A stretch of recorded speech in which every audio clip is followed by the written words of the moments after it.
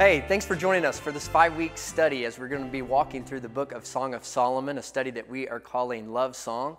And just want to start off saying, if you aren't watching this with a group, we encourage you to find some people to walk through this together, because as we've found in our own lives, you're going to get so much more out of it if you can continue the discussion even after the video gets done playing. So this is just week 1, so there's plenty of time to invite some other people and walk through it with them.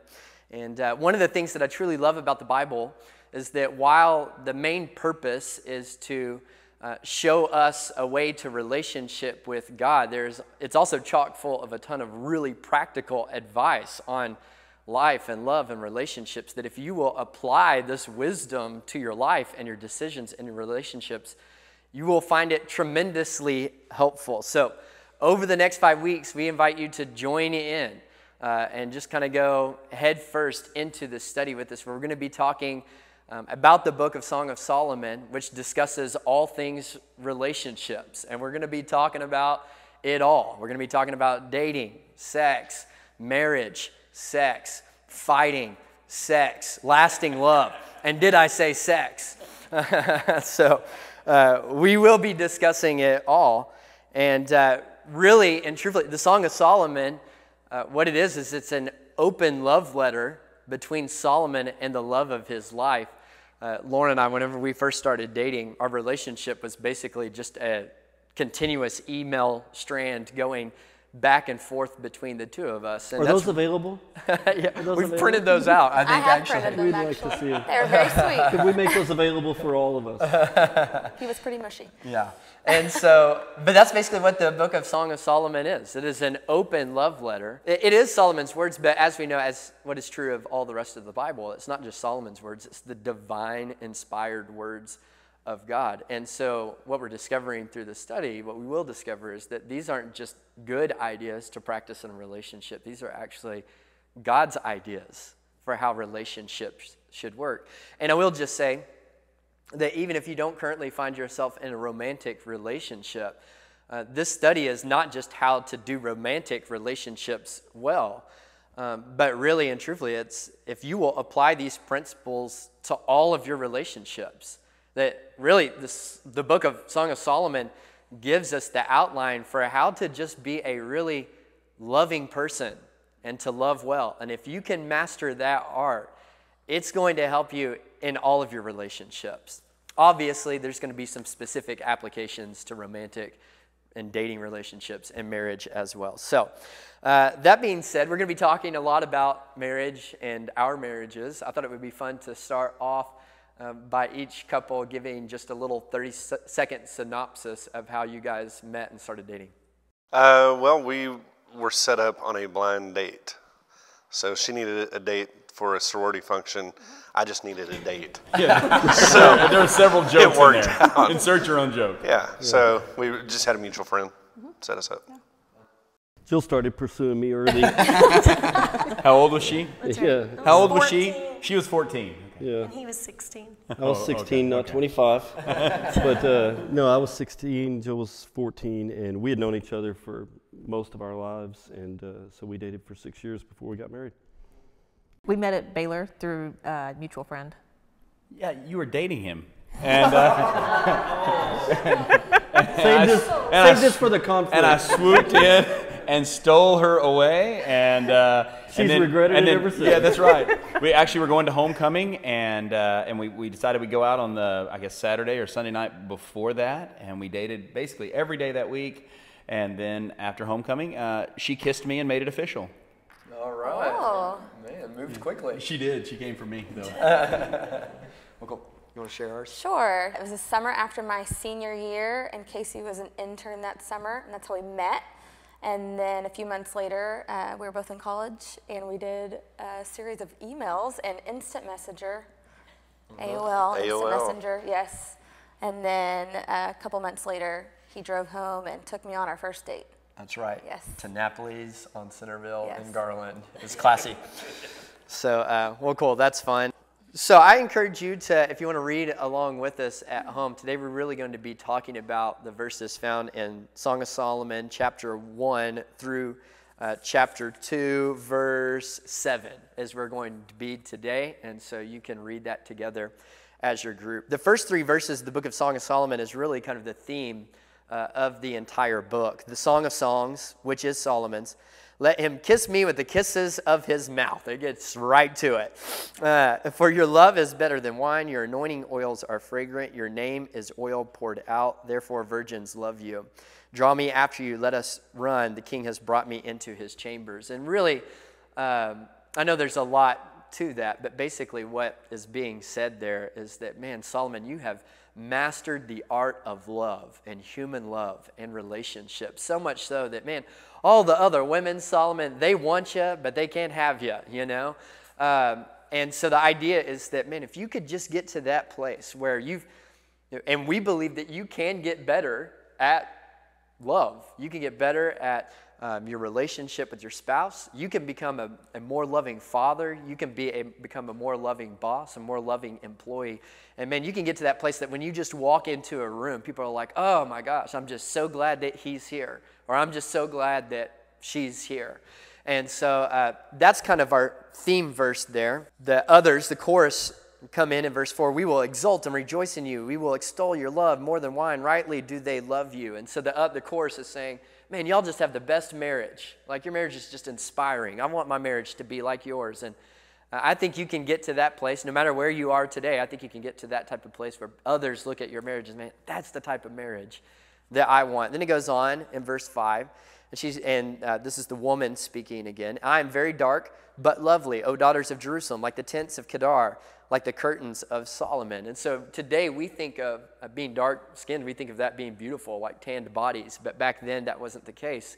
It meant that you had been in the labor force, that you had been out working in the fields, and that your skin was probably dry and cracked and wrinkled. And so that wasn't necessarily a compliment that she was paying to herself. And so right off the top, the woman in the relationship is speaking to attraction.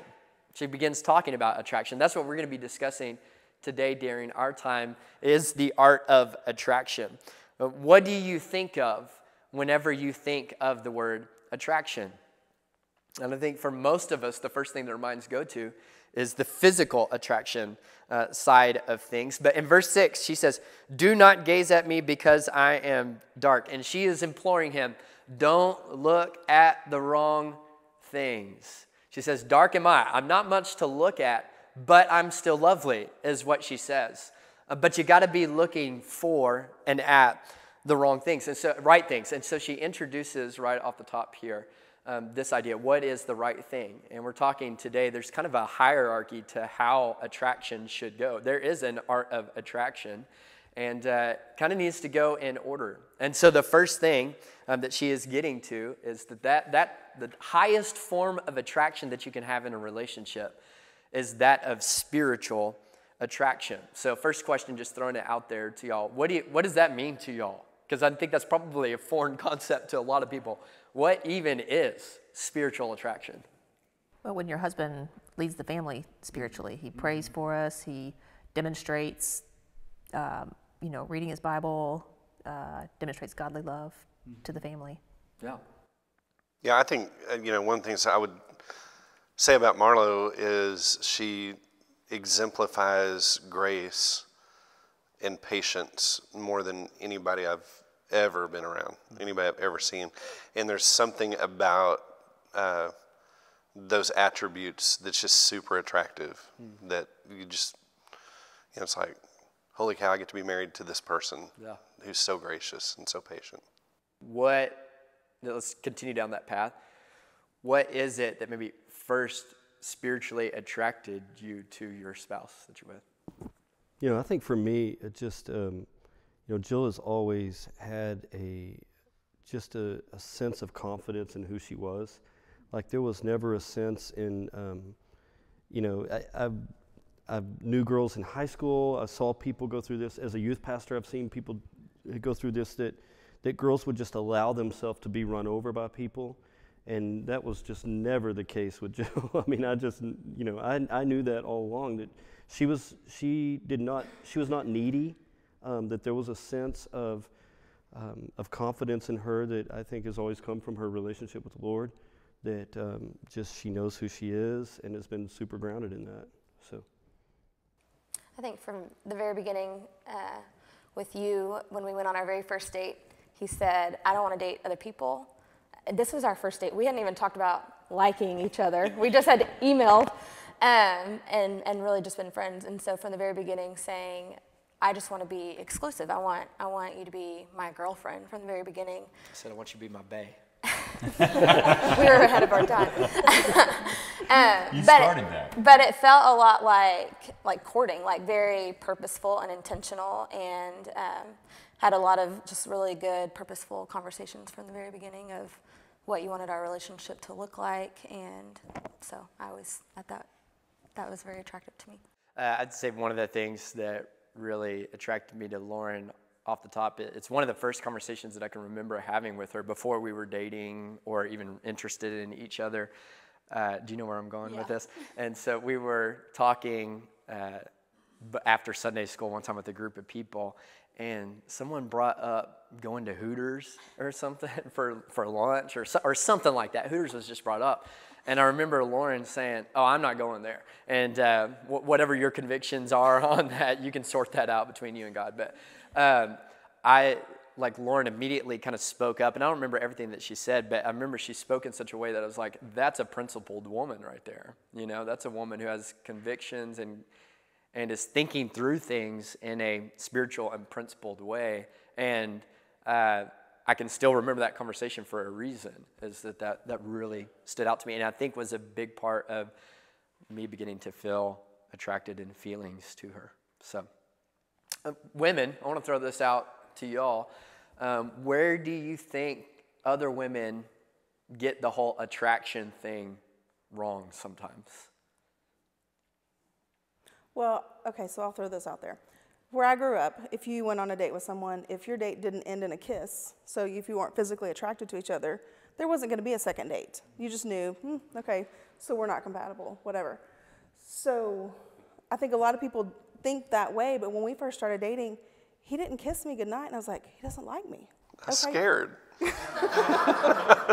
But what he did do was he prayed with me at the end of our date. And I thought, that's the craziest thing anybody's ever done. I've never had a guy offer to pray and just thank God for this relationship. I thought, that's crazy. So I think we get so caught up in, well, if there's not something physical immediately, then there's nothing there. But there's so much more than that. So men, y'all's turn. Where do you think men get the whole attraction thing wrong sometimes? You know, I mean, obviously, the super obvious answer is just men are so physically, that's such a huge deal to men. We're just physically drawn. And I think and I think that's important, but rather than looking to more substantive things and being able to see, hey, what is this person really about? What's this person going to be like in 15 years when they've had 3 kids and you're in the middle of real life? What is that going to be like? And so for me, we've got 3 boys, and I mean, I've had this conversation several times with the oldest two. I'm like, why don't you find somebody like your mom?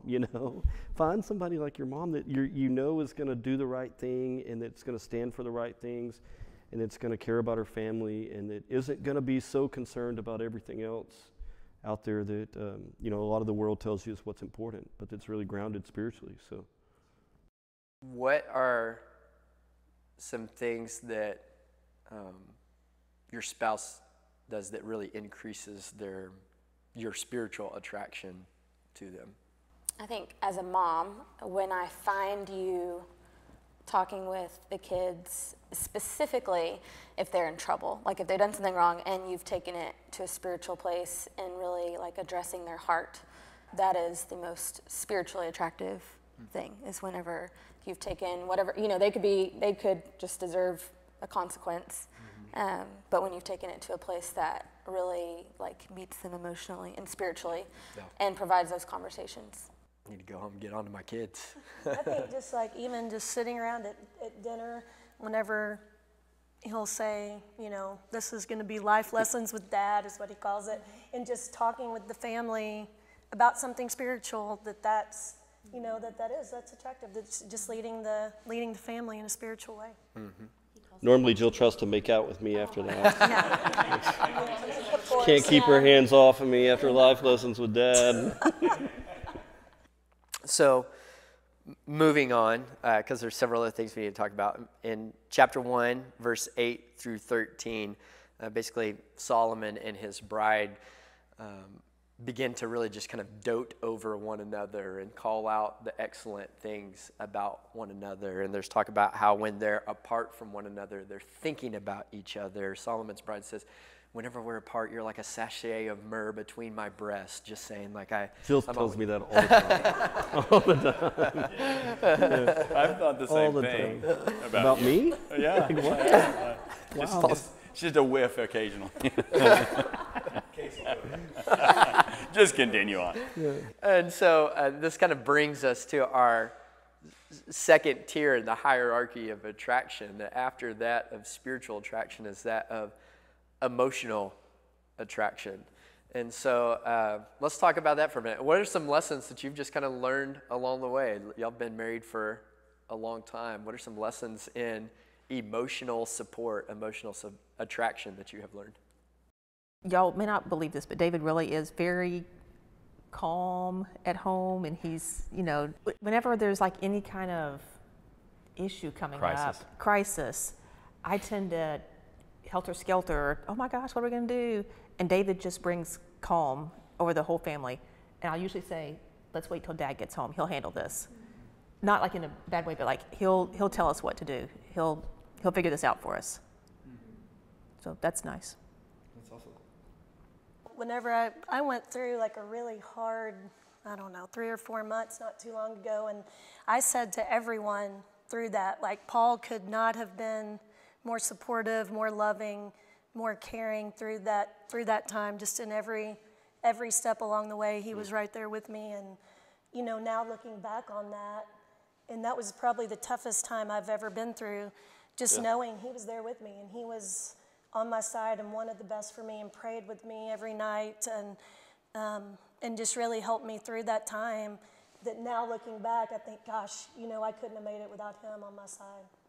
Paul, is there anything that you can share with us from that time, of just anything that you learned or you felt like God developing you in through that? Yeah, I mean, you know, just the, that was probably the most, you know, Jill didn't mind me saying this. I know she's been open about it, but just she went through a period of anxiety, and it was, I mean, you know, to some degree debilitating. She was able to go to work and do things, but we've never experienced anything like it. And so, you know, I think for me, just realizing, hey, I've got to walk through this with her, and I can't, and that's not always easy for me, because I'm kind of just like, hey, let's just fix it, you know, like just start thinking differently about it. You know, that's my great counsel.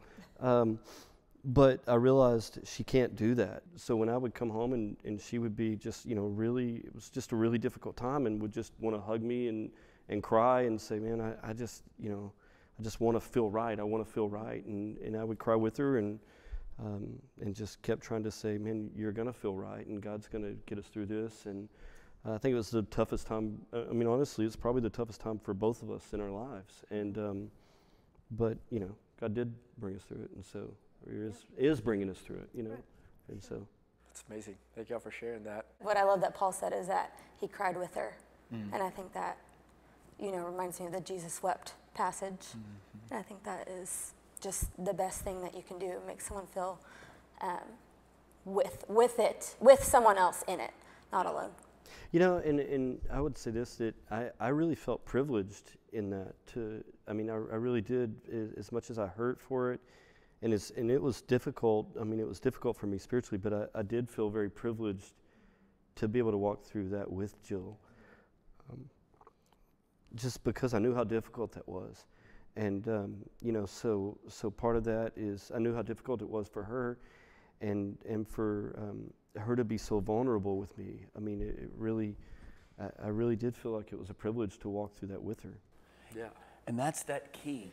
when we are talking about attraction, we're talking about who we're dating, we have to build trust from the very beginning, which is one of the reasons why I believe that God tells us not to have sex with the person we're gonna marry until we're married to them, because you want to have sex during that time, but you build up trust.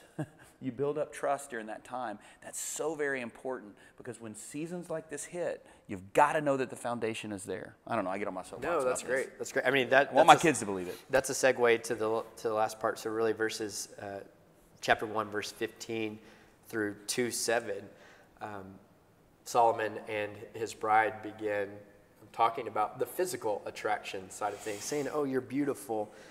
Behold, you're beautiful, my love. Behold, you're beautiful. Your eyes are doves," starting with the eyes again, as you kind of already mentioned. So we get to the physical attraction, but basically what these verses are telling it is that physical attraction is a great thing. It's not a bad thing, but there's an order to it. And that if you get those things out of order, that you can really begin to see some problems in the relationship. We got to wrap up pretty quickly here, but does anyone want to speak to that, of just how you've seen that through counseling sessions or your own relationship? And when you get those things out of order, it can create some difficulties. Yeah, if somebody's just purely attracted physically, that is so short-sighted, because and no offense to people as they get older, but we all can look around and see that as you get older, the body tends to wear out and wear down.